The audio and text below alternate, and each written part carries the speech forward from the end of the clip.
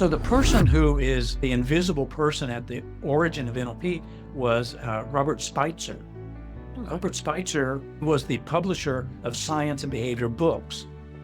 He hired Richard to be in the warehouse. And when Fritz Perls died in January 1970, all of the tapes came over to Robert Spitzer, and Robert had all these tapes. So in 1972, he asked Richard to start transcribing the tapes and creating the book, An Eyewitness to Therapy. Robert Spitzer was the publisher of Virginia Satir.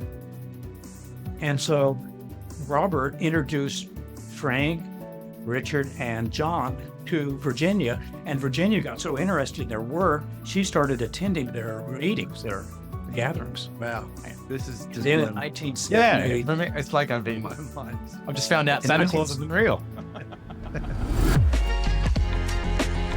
The Connect Coaching Unplugged. Good morning, good evening, good afternoon, everyone in the world. This is the Connect Unplugged Podcast number 32, and today we have a giant in the NLP field. We have NLP pioneer, Dr. Michael Hall, joining us from Colorado. Welcome, Michael. Thank you. Good to be here. Welcome, Michael. I'll just do a brief introduction so that everybody can hear all of your amazing accolades in the field. We've got Michael Hall, PhD. He is an esteemed NLP and Neuro-Semantics pioneer based in Western Colorado. With a background in cognitive behavioral psychology, he has developed influential models like the metastates model and the matrix model.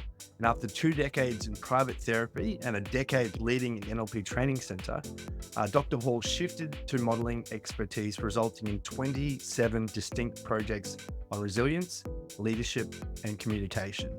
A prolific author, he has written 58 books and co-founded Neuro-Semantics, a discipline focused on meaning and performance. I can't wait to get into that.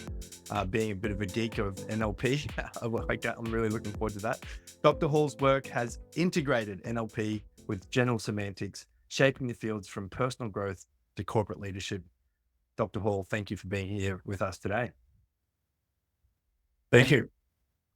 So, Now, Cal, Connor, we're both excited to talk to you, Joe. I like the backstories, and Cal and I really appreciate and value where people came from, and even to get into this field, what the navigation was, was in your life. From a young age, I assume you would have been very interested in people, language, and maybe what made us tick upstairs. What was the journey, I guess, that you went through in order to land in this field? So 10 years before I found NLP, I had started in the field of counseling and gotten degrees and diplomas there, and was doing cognitive psychology or counseling, RET, rational emotive therapy. And in 1985, I met James McSpadden. He was a Christian singer. So I went to a concert at a church and met him. And in talking with him, he said he could cure phobias in 10 minutes. I started shaking my head. This guy is just nuts. There's no way. And because I had learned how to do progressive relaxation with a hierarchy of fears. And it would take me 3 months if I was good with someone to get rid of a phobia. And he said that, and I just walked away from him. A little bit later, I met him. There was drinks and things. So I met him again. I said, okay, just for the sake of conversation, how would you take away a phobia? And he said, well, you haven't read Frogs and Princes. And I said, well, what's that? And he said, it's in that book. And he would not tell me. And the curiosity got the better. Oh, I spent 2 days just wondering and wondering and wondering. And I finally decided I'd buy the book and I'd read the book.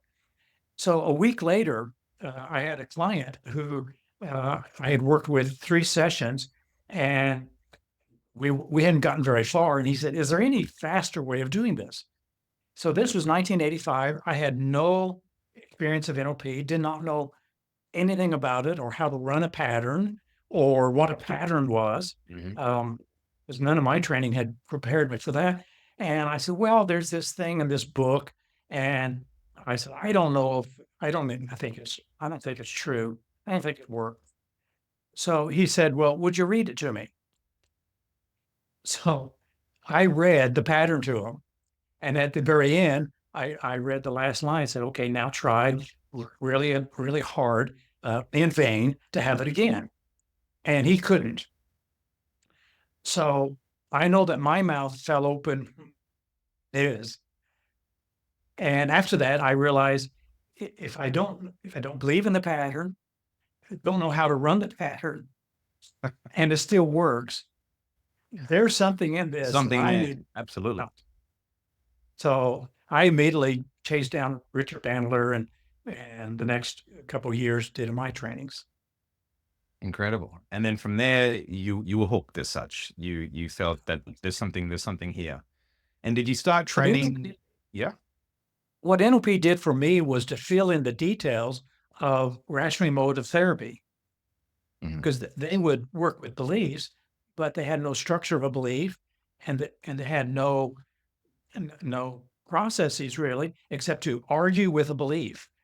And now, thinking about that from all these years later, Yes. arguing with anybody about their beliefs is not a way to change anything. Isn't there a metaphor with the king and the donkey and the lion? And the lion gets in trouble from the king because he shouldn't be arguing with the donkey in the first place. Incredible. And then from there, did you move straight into training? You carried on your private practice and then sort of grew and built your I guess depth of knowledge about how the mind works and how humans work.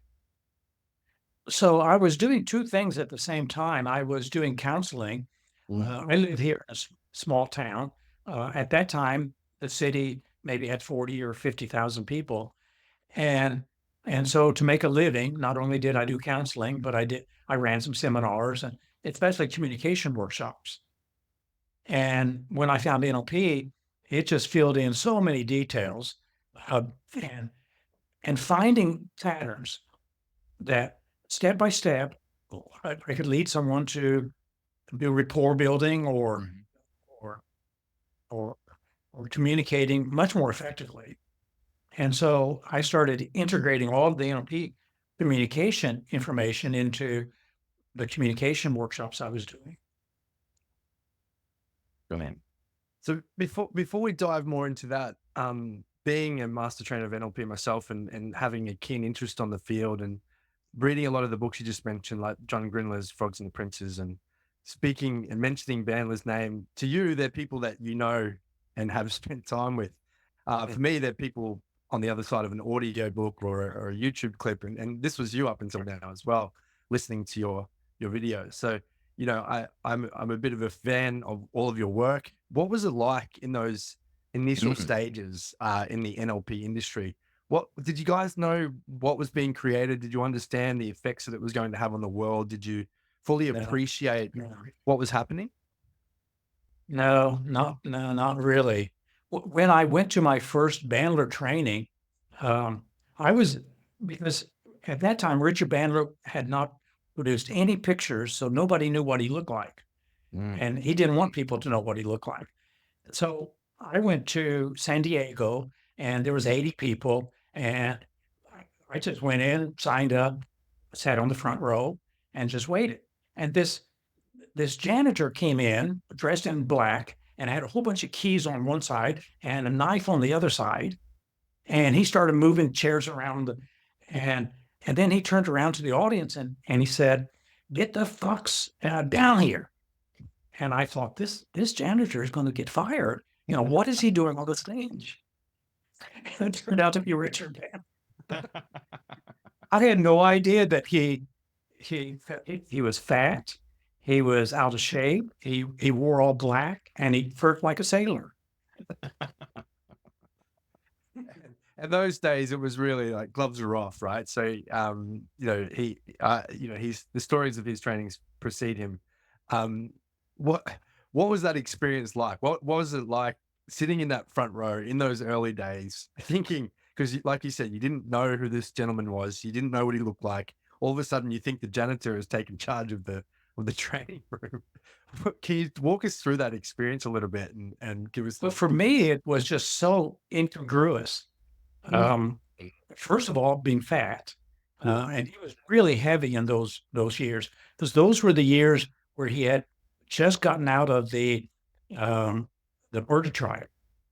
He ended the murder trial. That was 1986, and so January 1987 is when he was acquitted, so that they did not continue pressing charges. And so the incongruity of it, and I kept wondering, why do you have a little knife on the side of your belt? What is that about?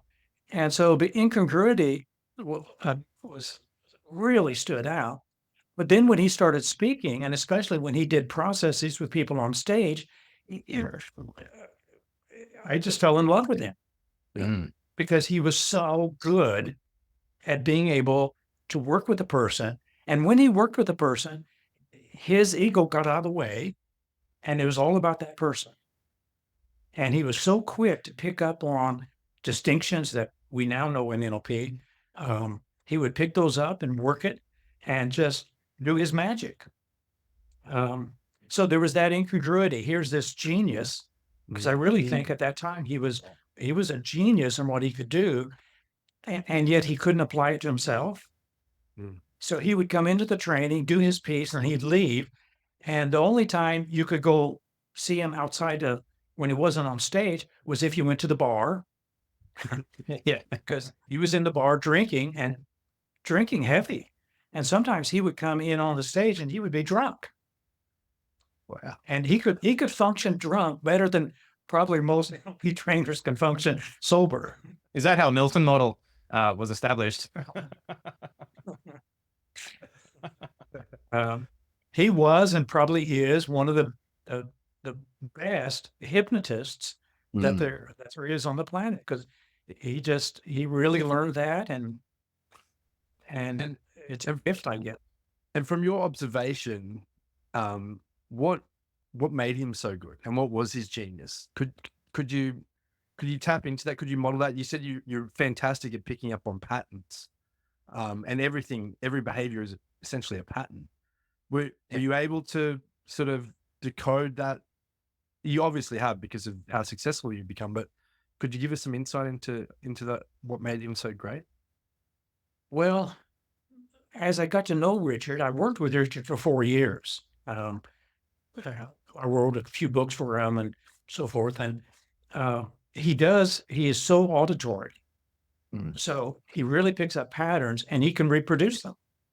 So he's really good shifting his voice, his tone, his tempo. So whoever he's talking with, if he wants to pace them, he will sound just like them when he feeds it back.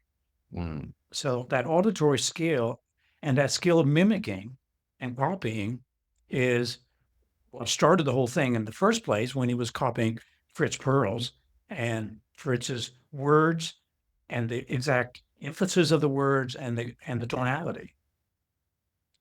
And from what I understand is that's what surprised him and Frank Buselik. They couldn't understand why people were getting the responses that they were getting. So that's when they got John Grinder involved, trying to unpack what Richard was doing. So Richard was already on his way before John came in. Is that? Oh yeah.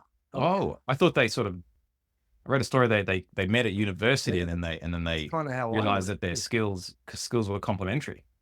So the first person was Frank Buselik, and Frank was married to Judith Delusional, and they moved to Kresge College, and Frank had studied Gestalt psychology therapy in San Diego, so he moved up to Santa Cruz, and he was a third or fourth year student, so he had the privilege of starting a class on his own. So he started the Gestalt class, and he found out that Richard had just edited the book, Eyewitness to Therapy. So he asked Richard to join him in a class, and they had 12 or 15 of those original people in that Gestalt class, and Richard thought it was a joke.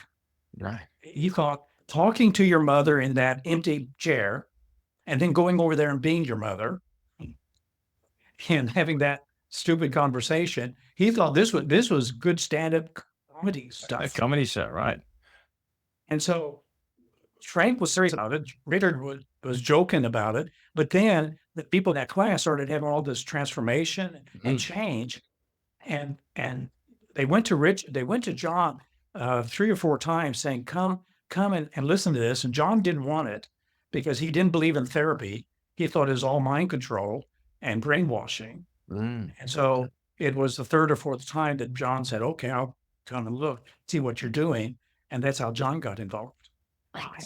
It's crazy. I always thought it was, John Grinder, Richard Bandler were sort of 50-50 from the get-go. I had no idea about the backstory. I've read some of Frank, The Magic of NLP Demystified was a staple when I first started in this field with Frank. I had no idea he had such an influence on the field from the early days.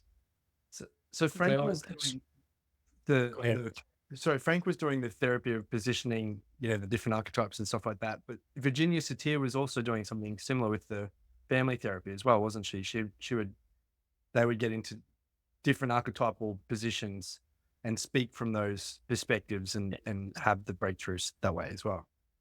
So the person who is kind of the invisible person at the origin of NLP was Robert Spitzer. Robert Spitzer, he was the publisher of science and behavior books. He hired Richard to be in the warehouse. And when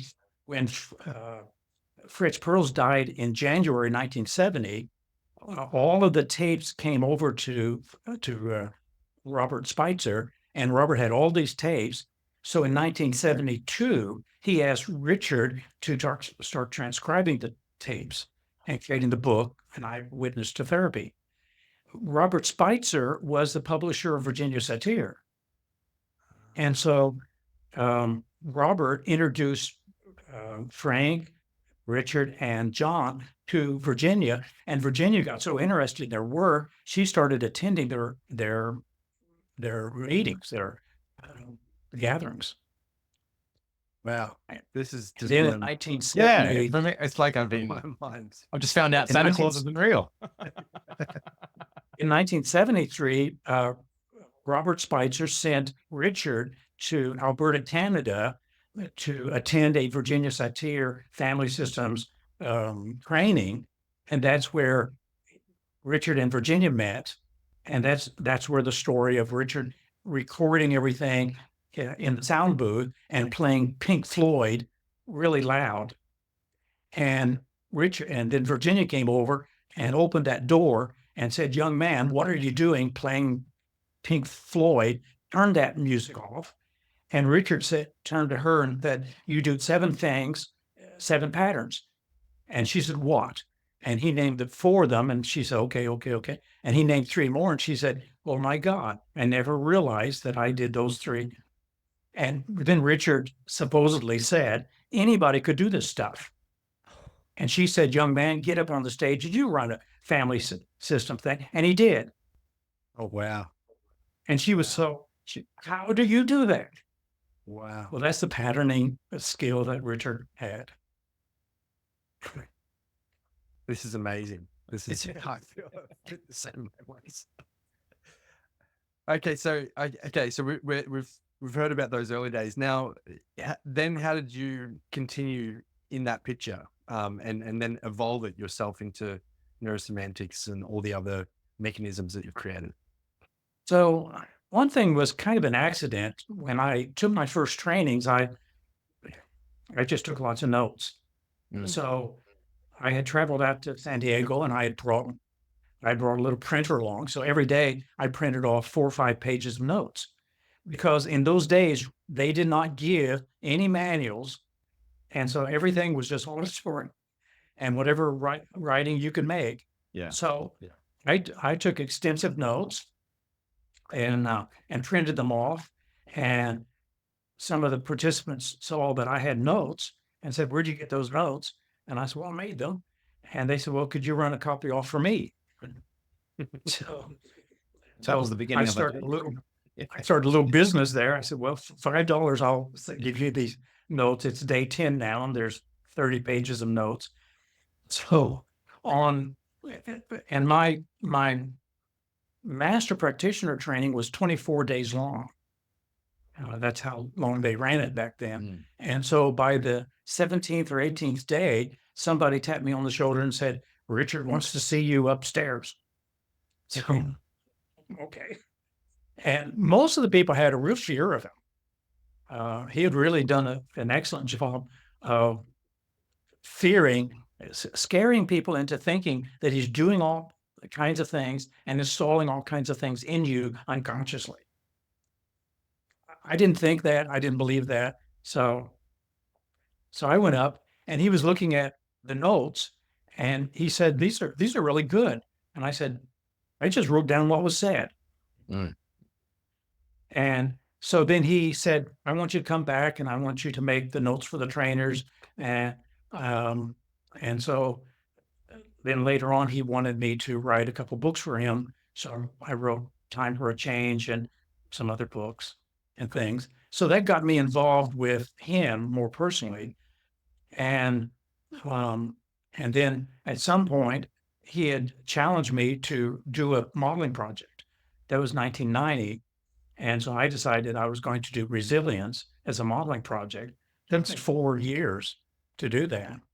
But that hooked me into detailing out the structure of an experience. And then from there, neurosemantics. Where did that?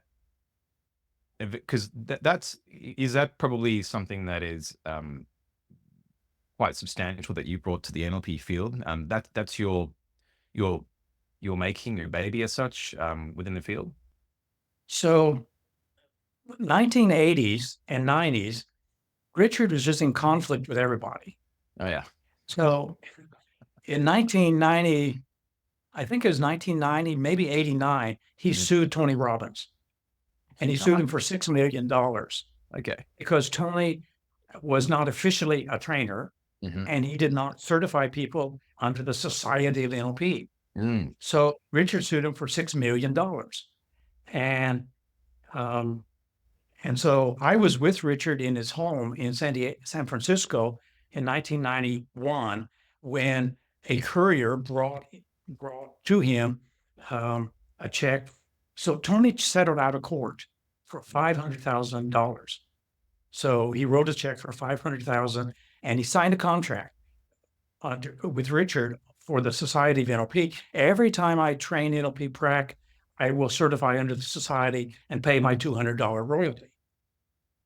And so Richard opened it, and we talked about it. And I said, well, what stops Tony from changing the name and not fulfilling his contract?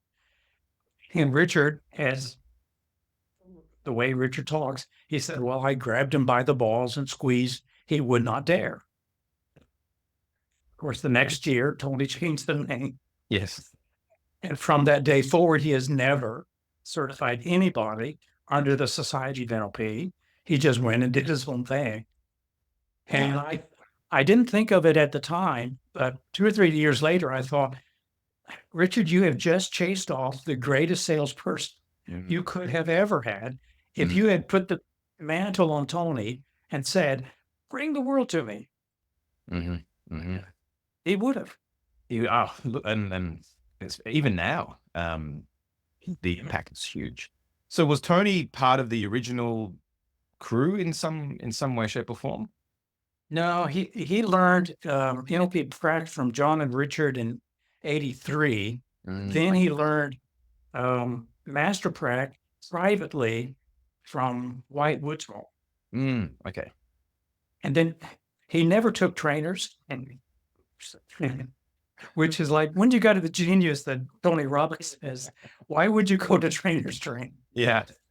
When you can do what he can do. So they should have just recognized that he's a trainer, but they didn't do that. So were you around when he came through, or had he already gone off and started what would become the Tony Robbins empire? Yeah, he had already taken them. He took off in 85. Okay. Separated from Richard Just and John. before you came in there. Yeah. Yeah, right. So those were the years that there was a lot of lawsuits. And then 1995, Richard sued John and the field of NLP for $90 million. And that was 1995, was Richard decided that he owned the field and he would completely take over. So he started this lawsuit, and it just absolutely destroyed the NLP in the United States. Okay. Nobody wanted to be added to the lawsuit. There were 8 people added: Steve Andreas, Connie Ray Andreas, and there was 8 people added to that lawsuit. John Grinder, Carmen Grinder, were added to that lawsuit, and that lawsuit went from 95 to 2000. So it was held over our heads for 5 years. Yeah, that's it. And in 1995, they sent me a contract to sign a second contract to continue to be a NLP trainer. And one paragraph said, anything I develop becomes the intellectual property of Richard Bandler. So I crossed it out and signed, put my initials. And then there was another one, a paragraph that said, okay, if Richard decides to sue me, I assume full responsibility for all his legal bills. So I and initialed it. I sent it back. I just finished a practitioner of 20 people, so I sent a check for $4,000 because there was $200 for each person. And 1 week later, it came back. The check came back. All the certificates came back, and just a handwritten statement. You are no longer an NLP trainer. Your license is void. And so I wasn't the only one who received those kinds of things. It went on hundreds of people. Wow. And so I said to Bob Bodenhammer, who was my business partner, I said, if we can't train NLP anymore, if they do have the trademark and they take it away from us, what are we going to do? So that's when we registered and trademarked Neuro-Semantics. Bobby Bobenheimer. Did he used to work with you? Right. I've heard that. Yeah, he was my business partner about 7 years. Right. That name's come up. So we wrote 9 books together, User's Manual of the Brain, Time for Change, Meta Programs, Figuring Out People. And so Bobby and I, we decided this is plan B. If the lawsuit goes through and we're all kicked out, at least we can start training Neuro-Semantics. Yeah. We'll call it NLP Neuro-Semantics. It feels like more than a change of name though. Like when I look at your body of work, you look at the extensive book range that you've created and written, it's obvious that writing is very, very dear to your heart, and it's a big part of how you do your work. And in a lot of the stuff that you put out, you talk a lot about how important writing is and how important it is to get precision, not just of the writing, but of meaning and how it can influence the reader. So can you talk a little bit about that? Because I'm a passionate writer. I write just about every day.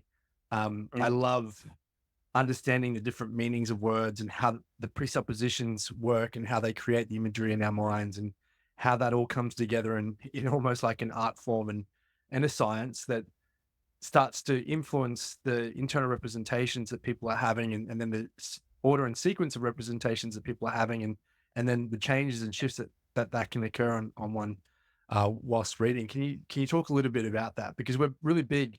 One thing that you talk a lot about is framing and making sure that you have the right frame, and also making sure that you understand the meaning of each word. And you tell people to always look that word up in the dictionary, find out not only what does it mean, but where does it come from, and what is the root of that word, and how was it formed in the neurology of humans over time. So I know that's quite a big container, but if you could speak to that a little bit, that would be great. So I think the other thing that really convinced me about NLP from the beginning was its focus, its integration of neurology and linguistics. Mm. That language affects neurology. Mm. And one of my degrees was in linguistics, how linguistics affects neurology. And of course, that's the very heart of NLP. And so, yeah, I was interested in that from the very beginning. And my writing was designed, first of all, so that I could understand. It was my strategy. If I could write it, then I can understand it. But if I write and it's not clear, it's ambiguous, I still don't understand it yet. Yeah. So that was my test for clarity, not speaking it, but writing it. And so I wrote to learn. And so the original stuff I wrote with Richard, for Richard, was so that I could understand. And so that's how it began. So this idea of precision, though, this idea of writing for precision and this understanding of the meaning of the words. And can you tell us why that's important? Our listeners will be wondering, why is that actually so important to connect the precision and the meaning of words to the neurology? So before I went and took my trainings with Richard, I read Structure of Magic and there weren't that many NLP books available back then, but I read everything that was available. And I think it was the second day of the training, Richard said, everything we've created in NLP comes from the meta model. And when he said that, I thought, well, I read the meta model. What's so special about the meta model? Mm. And it was one of those questions to myself I couldn't answer at the time. What's so special about the meta model and the precision of the meta model? So I went back to the meta model to find out what I was missing. And just that emphasis that you've just described of how that is the precision of our words that send clear messages to the mind and that enable us to have a mental map that's going to allow us to do whatever we're trying to do. So the meta model then became really important. And the more I studied it, the more I realized precision of language, it's just a map. And if that map is very fuzzy or very vague or just a lot of normalizations and unspecified words, it's not going to be very effective for mapping out whatever it is that we want to do. It's absolutely the fuzziness, the ambiguity is. I relate to that incredibly within business and the people that we work with. The more fuzzy your clarity about your business is, the more fuzzy your results going to be in business. And Cal and I are huge on clarity, like being absolutely clear on that, because the mind won't know what to attract or what to go after unless metaphorically there's a target on where you're going. But if that target isn't well formed, then mind has no idea what it is actually searching for. Yeah. So as I read the meta model, I realized a lot of this comes from Korzybski. So 1990, I started studying Alfred Korzybski's Science and Sanity. And I started writing articles in Anchor Point and some other NLP World, some other journals about the extended meta model. Linguistic distinctions that Korzybski had that was not put into the meta model. Multi-ordinality for one, delusional verbal splits for another, distinctions that he made for clarity and for following out how we map from the world into our own mental maps. So I started putting all that together and came up with 9 meta model distinctions in addition to the original ones.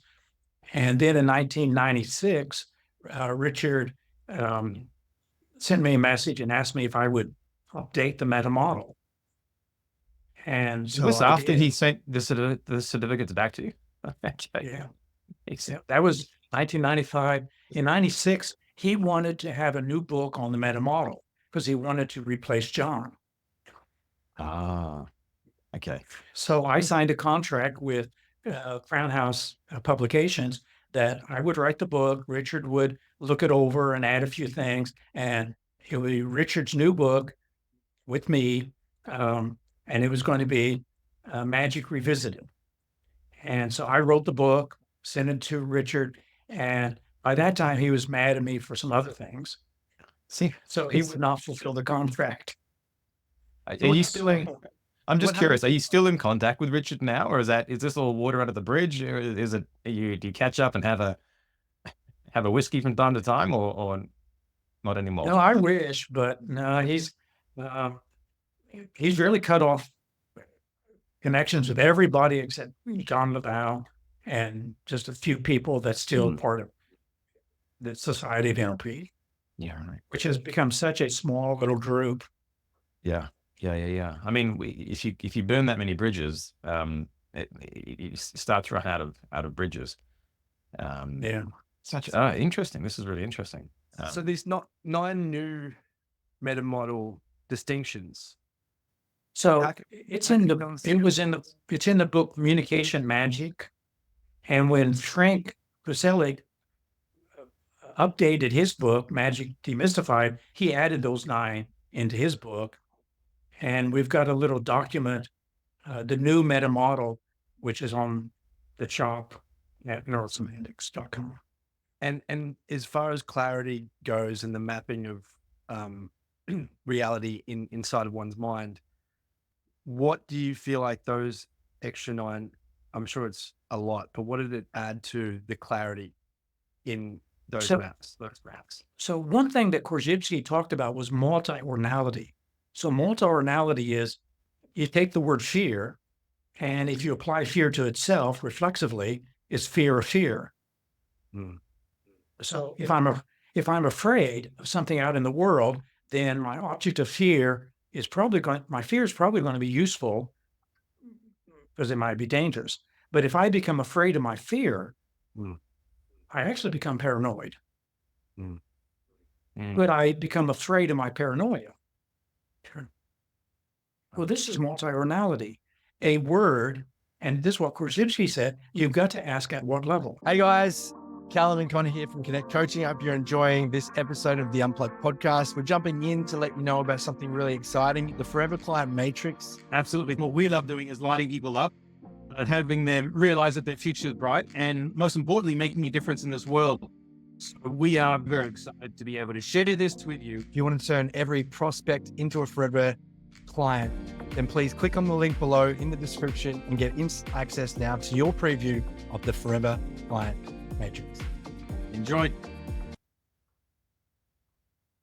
And he said, people argue about love. Well, is it love of this object or is it love of love? As teenagers love to be in love. We call it infatuation. Could you love infatuation? Could you love the love of love? So multi-ornality helps us to really sort out what are we talking about. So any nominalization can apply to itself. Right. And when you do, you can create, if you don't identify what level, and that was one thing that helped me to invent the metastates model to identify which logical level is a person operating from. So at each logical level, do they have different distinctions? You talked about infatuation. At each logical level, is there another distinction? Well, so you have representation, the movie that you play in your mind, you draw a conclusion, and that's a belief. Could you believe in your belief? Like believing your lies in a way. It's sort of buying into your own. Isn't that? I'm trying to. What's the word? Delusional. Is that? It's almost like believing your own hype in a way. When you start marketing, that would be the misuse of it. The use of it is it creates a belief system. Yes. Right. So I take an NLP presupposition. The map is not the territory. I believe that, and I believe in my belief of that. And how many logical levels does that go up? Well, that's where Korzybski said it's unending. Right. It's on because anytime you can step back and then think about that. And this is where intention of intention, identity of identity, memory of memory, imagination of imagination, expectation of expectation. And then you start mixing them. I've got my intention with my belief and my expectation of my intention with my belief. Yeah. Right. And if you don't sort that stuff out, people can get into a real mix, a real Right. muddle. Yes. That's incredibly powerful. You talked about the other one, the delusional split, which was the second one you mentioned. Obviously, there's more. Can you unpack that one just for the NLP geeks out there by myself? So Korzybski said that we had these words and we had this word, and they're put together, but we split them apart. And now we treat mind and body as if they have no connection, or leadership and fellowship as if these are two different things and they're not two parts of the same thing. Yeah. And so it's a delusional verbal split. And if you don't look at the other side of it, you'll be operating in a delusional way. Yeah. Because you can't have a leader unless you have followers. Yeah. Correct. Yeah. Yeah. I'm thinking now a little bit. I can see the sparks going off, Cal. Yeah. I'm thinking about a conversation I had with a friend yesterday where we're talking about how in NLP we often talk about the downside of negative emotions, and we never consider the upside. We talk about the upside of positive emotions, but we never talk about the downside. Yeah. And that was fascinating to me because in a lot of the work that Tad did with timeline therapy, it was always about releasing negative emotions. And I've studied and looked at some of DeMartini's work, which also talked about the effects, the downside of positive emotions. And it bends your mind when you start to think at that level, because it changes, changes, I think, what's possible, but also the way you relate to those things. The ancient Hawaiian Huna talked about being in a neutral space, neutral state, which was void of both positive and negative emotions. And it was the state by which they were, it was the best state for learning. It was the best state for, interacting, communicating with people. So there's some of the things that were firing off my head as Michael was speaking. Yeah. Can you speak to that at all with the positive and negative emotions? Like people not because there's converses of those as well. Right. Yeah. You got two sides of, so you take fear and there's, how is it valuable and how can it be misused? Yes. So the delusional verbal split helps us to bring back together a system that's been pulled apart. Right. So it's more systemic thinking, and thinking systemically then prevents that dichotomizing. Right. And Maslow was the one who said, dichotomizing is pathological, and all pathology is dichotomizing. Mm. This is a pretty big question, but what has all this taught you about the nature of reality? Well, it's much more complex than we dare imagine.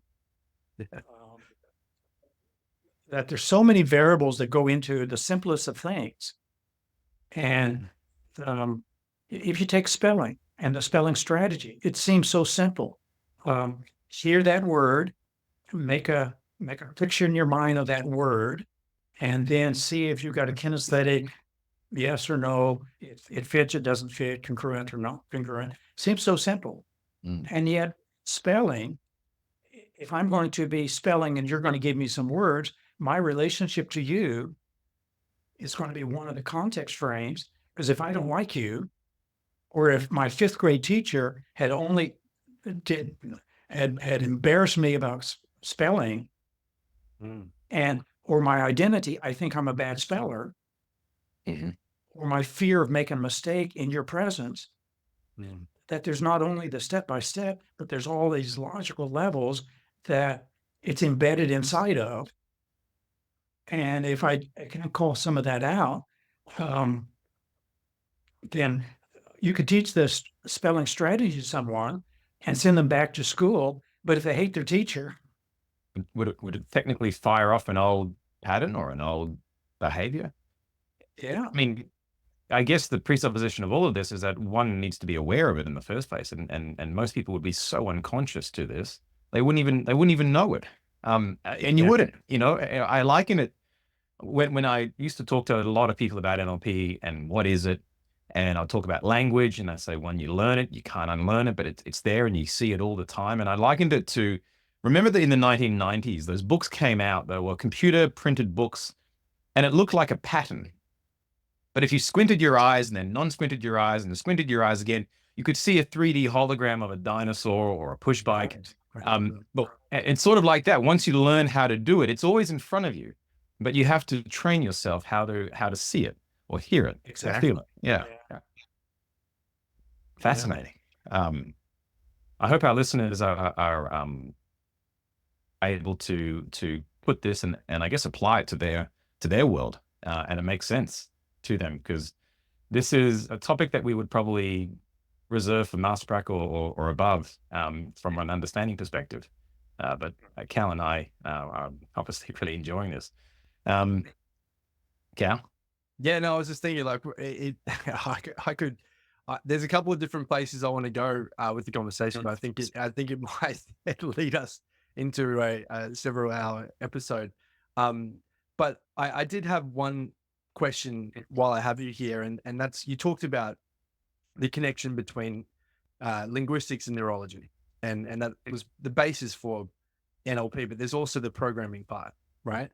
So you look at some of the ancient languages and they seem to be pronounced in a certain way, and there seems to be a certain tone to them that almost has some of them are simplified versions of what we're using now, but they seem to have a resonance or a sound to them. And I wonder if there is a certain language, and I'm not talking about NLP here, I'm talking about actual learnt language, that is best for programming the mind due to the resonance, due to the tone, due to the sounds. Has any of this come into your understanding in your work? So a few years ago, I started looking at thinking and modeling thinking, and I'm on my 13th book on thinking now. One of them was hypnotic thinking. And under hypnotic thinking, I identified 16 different unconscious minds. Wow. So there's the unconscious mind that is just your memory that you're not remembering right now. There's the autonomic nervous system, the sympathetic nervous system, parasympathetic, the immune system. All of these are minds or intelligences inside of us. Some of them we can program, some of them we can bring into consciousness, some of them we can't. The immune system is really deep. But the main thing that programs us is repetition of thinking. That whatever you think, repetition, and now it drops outside of conscious awareness. I can bring some of it back, but some of it I can't bring back. And just like you were mentioning about the three-dimensional images that pop out of a scene, you cannot, once you learn a language, you cannot not read it. So if you see a word, you cannot not read it. That's right. It is so deeply installed inside of us. And so that's I think the deepest thing that programs us is repetition.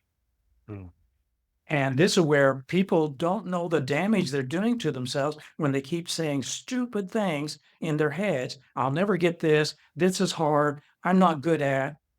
Everybody hates me. Yeah.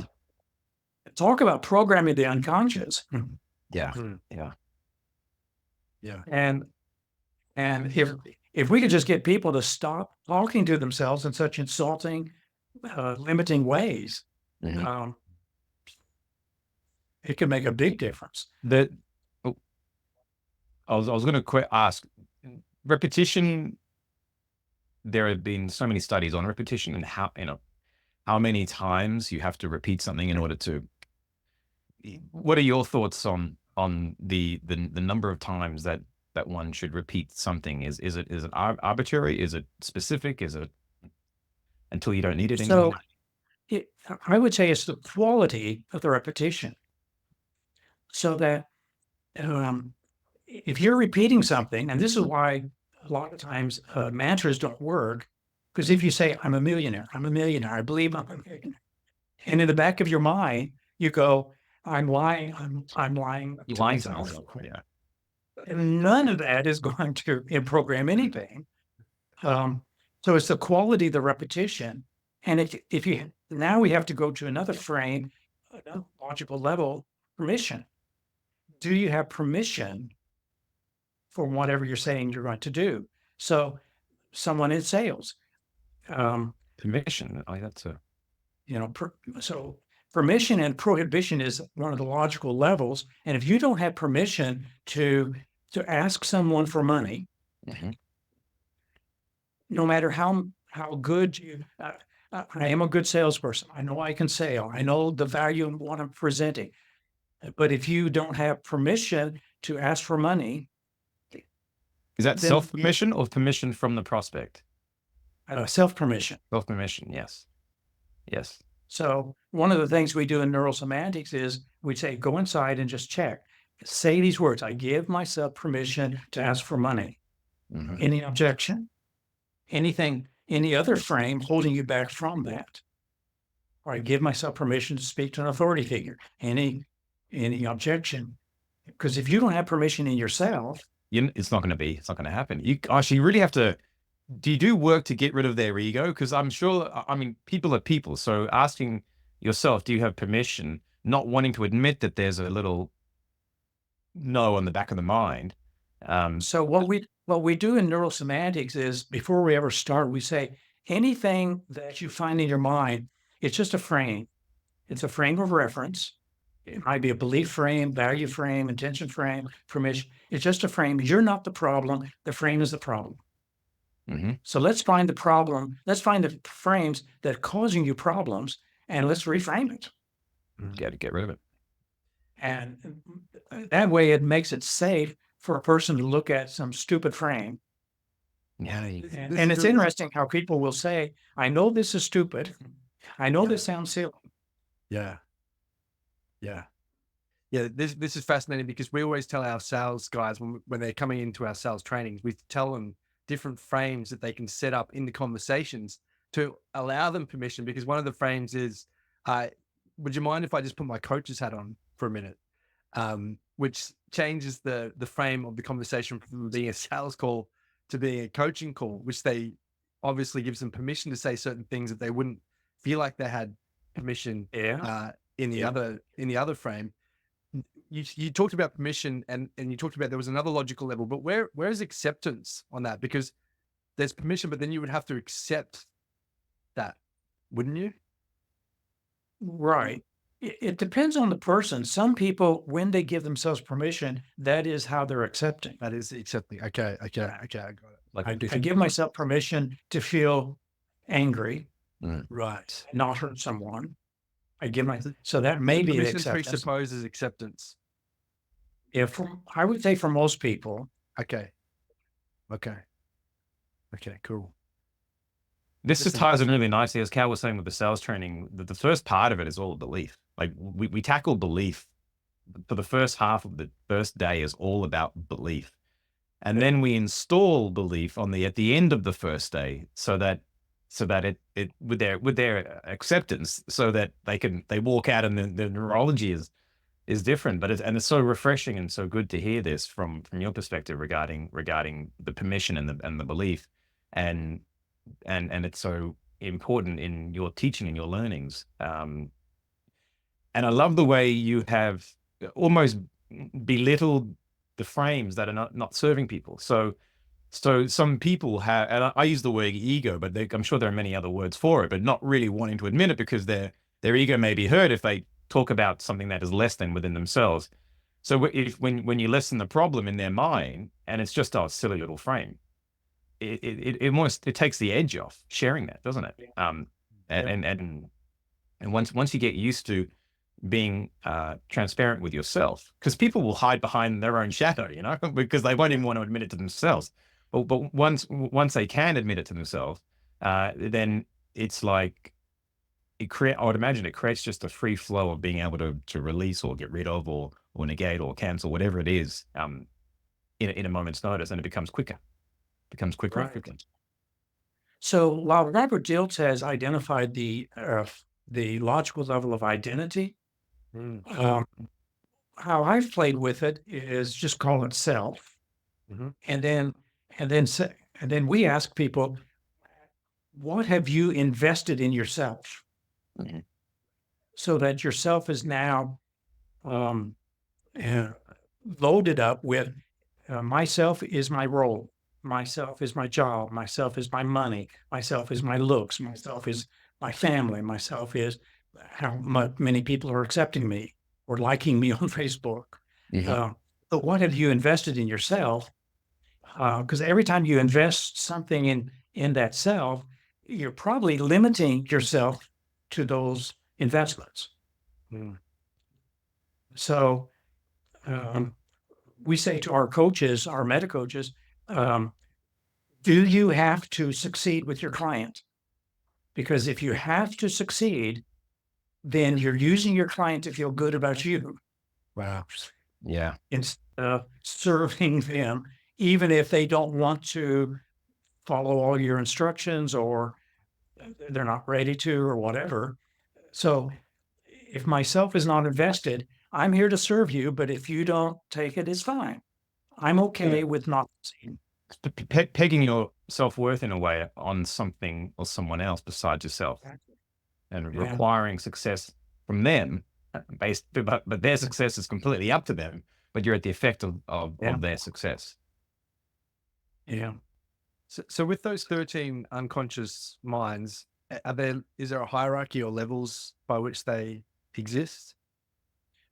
So I don't know if there's a hierarchy. There's just differences. Right. These different intelligences inside of ourselves, and like the immune system, we only have one pattern in NLP that even touches the immune system, which is the allergy cure, and it works, half the time or so. It's not real dependable as a pattern. So, but we can change temperature of fingers. We can raise heartbeat or lower heartbeat. So the autonomic nervous system, if you got feedback, you can really affect it and do things that will produce better health. The unconscious mind of our memory, short-term, long-term. Short-term memory, most of us, is 30 seconds or 90 seconds. But there's now studies that you can extend your short-term memory to 30 minutes. Wow. Which is a little bit of training, and even longer than that. So what's usually unconscious, we find that's really important for the coaches, because if a coach has to write everything down and loses facial contact with a client, so we want them to extend their short-term memory so that they don't have to write everything down. And so that'd be one of those facets of unconsciousness. You know where that would be useful? My background, I spent about 3 or 4 years in the hospitality industry waiting on tables. If I could have extended my short-term memory, I wouldn't even have to need one of these pads to take an order. I'll just get it all up here. Yeah. Oh, this is fascinating. This is like I said, we're big geeks of NLP. Conor is exquisite at his use of language, particularly like you said in business, but specifically in sales conversations. And really what you described as permission, but also belief, a lot of his metaphors, now that I think of it, a lot of his metaphors, a lot of his quotes that he has, a lot of his values and beliefs and attitudes and self-talk that he has set up within what we call the Forever Client Matrix is what we developed, is all based, a big portion of that is based on, first of all, the belief that the salesperson has in themselves, but then also the belief that they then instill and create within the person that they're speaking to. So that transaction actually turns into a transformational process because they go through different levels of depth. We call phase 1, 2, and 3 to what we call the core resistance, which is linked to the prime concern that someone has, something that's preventing them from being, doing, or having what they really want to self-actualize. But it's all tied back to permission. It's all tied back to self. It's all tied back to belief. So my mind's catching up to like all the we've covered and learned. The 13 or 16 systems that you referred to, is that, do you teach that? Is that a training that you teach, or is it a book that you've written, or are you still researching it? Well, so in the book, Hypnotic Thinking, I identify those and then focus on maybe 3 or 4 of them that are the most important ones for us. Which ones are they? I think so. Colin just mentioned metaphors. So we are so unconscious of the entailments of our metaphors. So a metaphor compared to 2 things. So here's something I don't understand. I bring something I do understand to it, and so there's that immediate comparison connection. But then there's the entailments.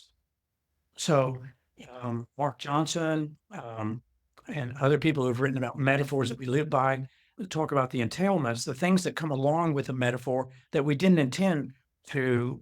It's not a comparison we were intending, so we're unconscious of it. So they're the difference between like apt and inapt. Say again. Like there's a difference between analogy being apt or inapt. So the trailing things that come along with the stories is obviously inapt, but they're unconscious to the person. Yeah.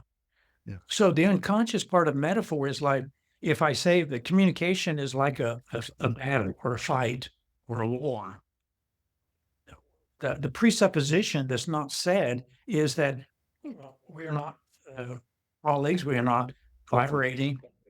We're in conflict. It presupposes win-lose, presupposes a zero-sum game.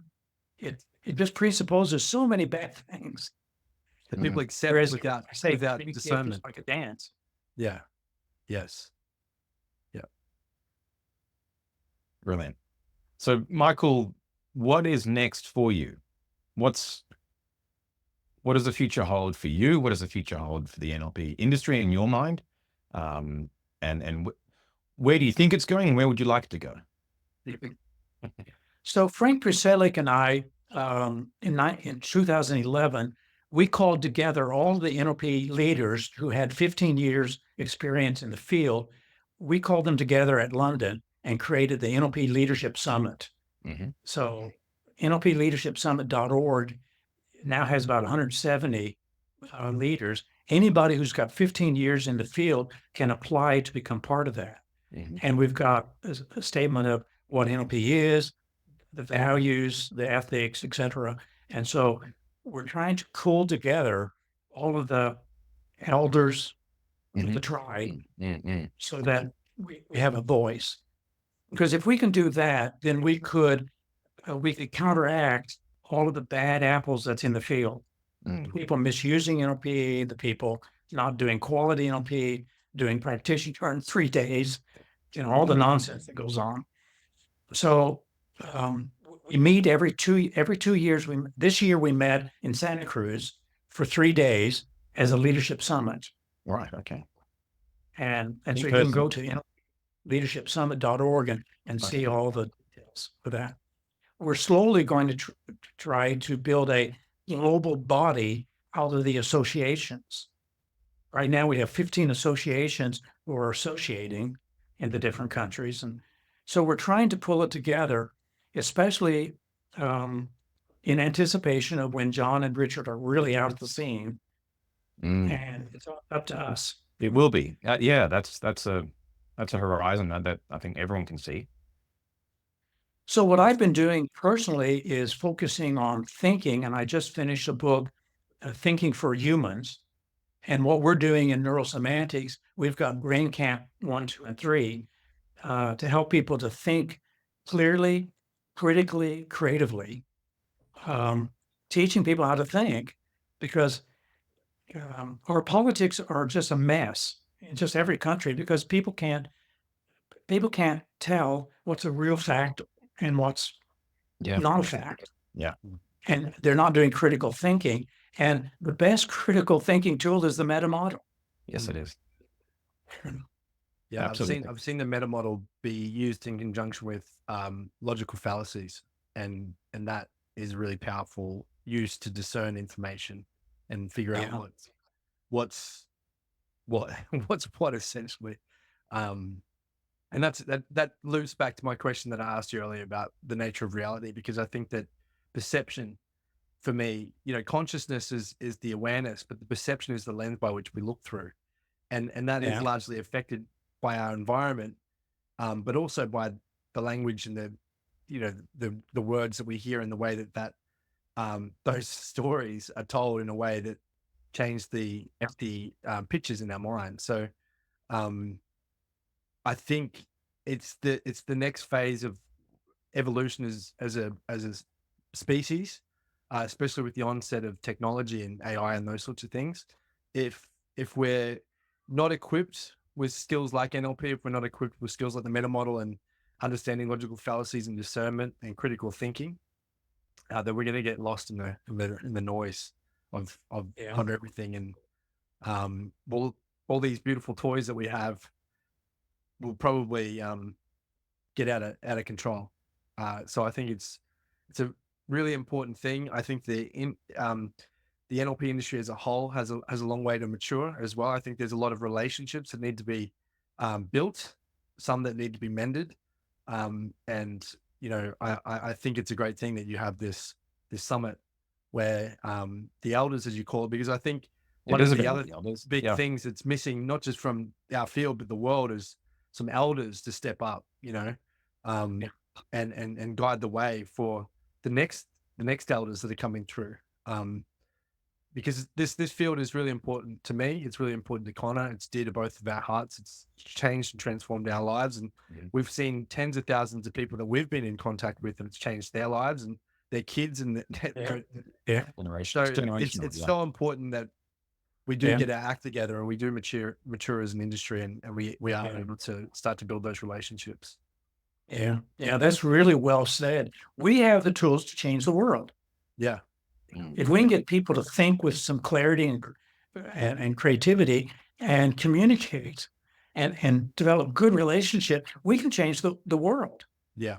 And it's just so sad that we have had so little influence on the world.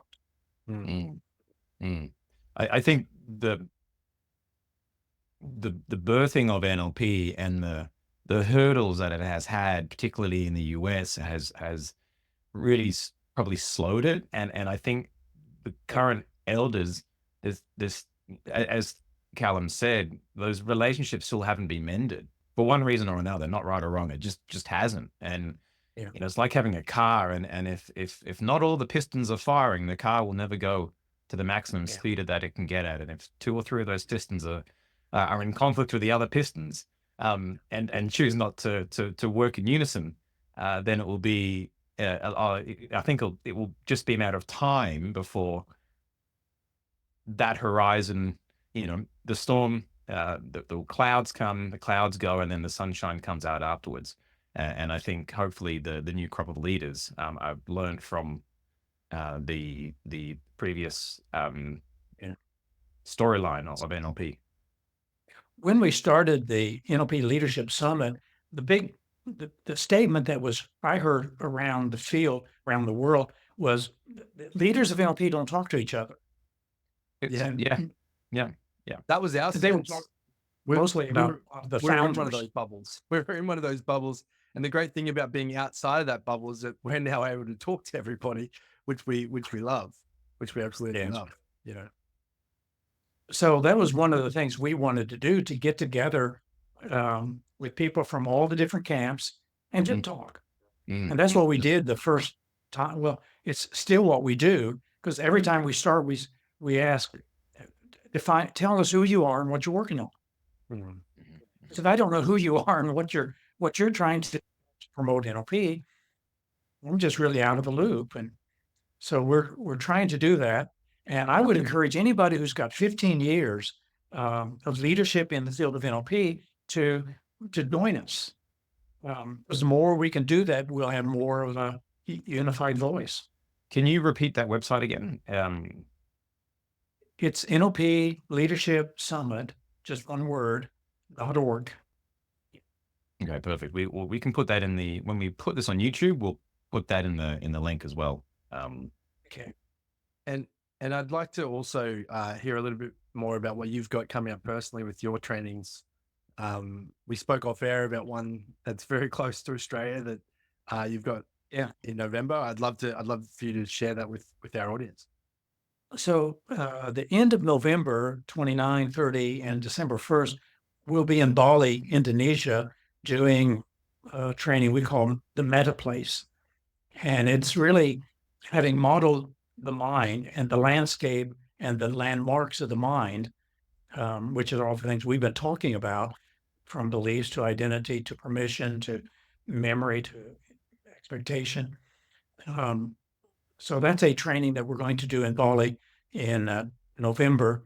In December, we're going to do 7 days of advanced coach training. And it's open, both of the trainings are open to anyone. So no prerequisites. They could be not NLP trained, they could be a practitioner, they could be master practitioner, they could be trainer, all welcome. Yeah. Okay. If they're not, if they don't know anything about NLP, they'll probably be quite overwhelmed. So, but if they've got some NLP background, then it'll make perfect sense. Bali is a beautiful destination. Yeah. It's very close to Australia as well. And we've got a lot of good NLP friends in Singapore, Vietnam, Japan, Malaysia, Thailand, huge. Yeah. Yes, NLP is quite large in Thailand. Yeah. New Zealand. Brilliant. So if anyone wants to contact me about the details, I can certainly respond to them. My email is meta, and it's at META, and it's at acsol.net. We'll have that in the show notes and description. I'll have it in the show notes. Yes, I'll write it down here. Actually, META at acsol.net. .net. Perfect. Awesome. So if you want to get upskilled, jump on a plane, go to Bali. We're shocked for you with the snow outside your window right now, to the tropical, heat and humidity of Bali, but you'll have a great time. And look, when time permits, Connor's got 21 years of experience in the field. I'm at 13, so I don't qualify yet, but what we'd like to attend one of those events and even potentially one of your events coming up. I'm expecting a little baby boy any day now, so all travel's been cancelled for me right now. That's fine. But as soon as, I'd love to stay in touch. I'd love to keep in contact with what you've got coming up, share it with our network, maybe even if you're open to it, doing a private session on some of those different topics that we covered today, because as a masterclass, people have a keen interest in it. We've done a couple now, and we get like 120, 130 people show up to it. We'd love you to come along and talk more about that. I'd love to be a student. I'd love to be sitting there taking copious amounts of notes like you did in the trainings that you were at. So thank you so much for being here. It's been an absolute pleasure. Yes, Michael. Appreciate it. Thank you very much. Well, it's my pleasure, and all the best to what you're doing and how you're promoting NLP, bringing good quality to it. It's so important. So I'm impressed with what you're doing, and I'd like to support you in any way I can. Amazing. Thank you. Thank you so much.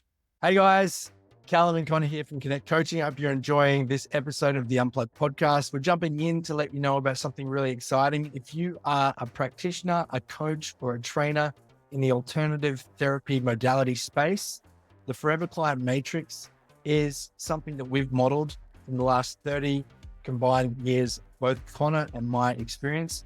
And we've turned it into a 2-day intensive, and we want to give you a preview of that Forever Client Matrix. Absolutely. We want to make the bar for them to enter into that program very, very low and have them get incredible results. I've sold about $40 million worth, and together we've sold about $100 million worth with our teams. That's right.